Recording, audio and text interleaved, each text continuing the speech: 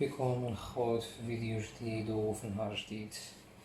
المهم كبرت عليكم بزاف غير مع الوقت، راكم عارفين مع الحجر الصحي وكذا كبرنا عليكم.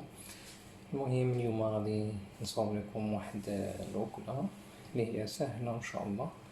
المهم اللي مازال ما شاركش في القناة ما ينساش يشارك معنا، وما تنساوش ديروا لي لايك و لي كومونتير باش تشجعونا ان شاء الله باش نبقاو ندير لكم الجديد.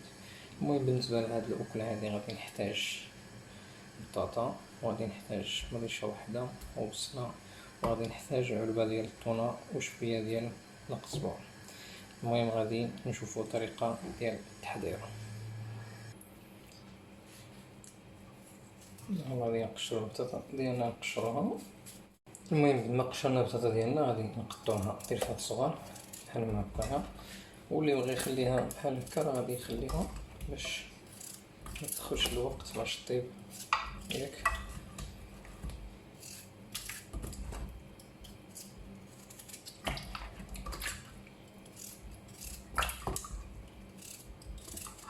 وغادي ندير شويه ديال الملح والماء ونخليها طيب لمده تقريبا 20 ديال الدقيقه، ما غاديش تاخذ 20 دقيقه. هذا بالنسبه الى قطعتيها اطراف صغار، اما الا خليتيها بحال ما هي راه غتاخذ لك ساعه المكانه تقريبا ولا نص ساعه، المهم على حسب الحجم ديال البطاطا اللي عندك. المهم بعد ما البطاطا ديالنا قطعناها وخليناها طيب، دابا غادي نحلو العلبه ديال الثومه ياك ونصفيوها الزيت او الماء، المهم على حسب الثوم اللي عندكم.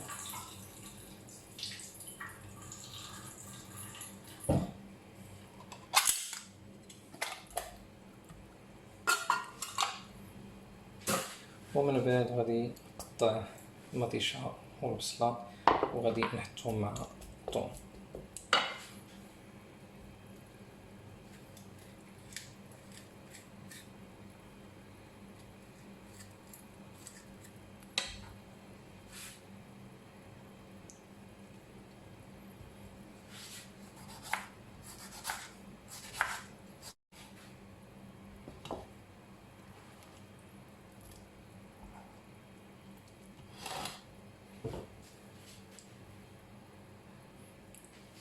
دابا نقطع البصله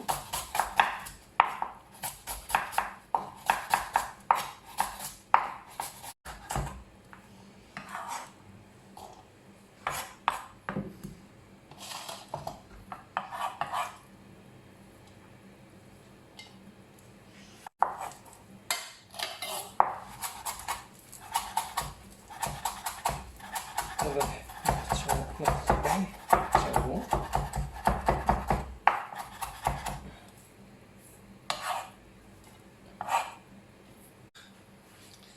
غادي ندير له شويه ديال الملحه والبزار وشويه ديال الكمون.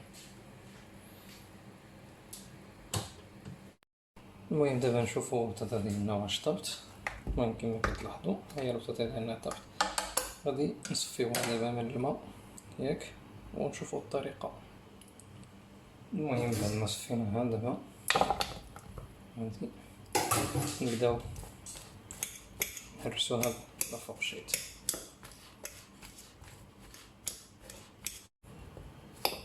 وغادي ندير شويه ديال الزبده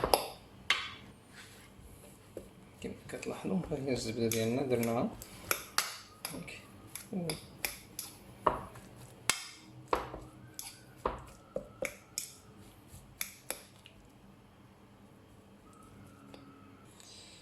دابا غادي نديروها هنايا باش ندخلوها للفران.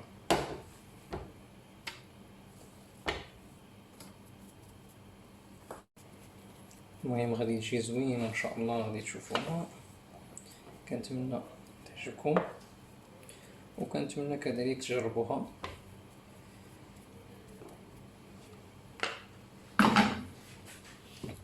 ونديرو عليها الطون ديالنا هاك كما كتلاحظوا.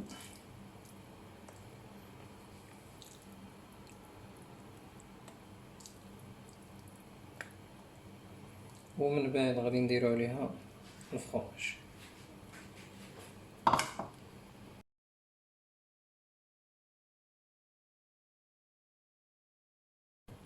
دابا نديرو الفرماج ديالنا وندخلوها الفران، ومن بعد نتلاقاو نشوفو الشكل النهائي ديالها.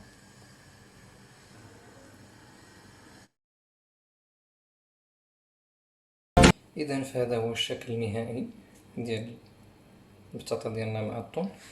المهم دايره بحال لازانيا ياك. المهم كنتمنى تنال الاعجاب ديالكم، وكنتمنى كذلك تجربوها. المهم ملي نجربها يوصل لينا الصور او الفيديو. المهم بالنسبه للطريقه راه شاركتها معكم، راه سهله جدا. المهم نتلاقاو في فيديو جديد، وما تنساوش كما كنقول لكم دائما ديروا لي لايك والبارطاج، وما تنساوش ديروا لي كومونتير زوينه ان شاء الله، باش دائما نشارك معكم الجديد ديالنا، وغادي تشوفوا كيف طلعت من الداخل. نتلاقاو في فيديو جديد.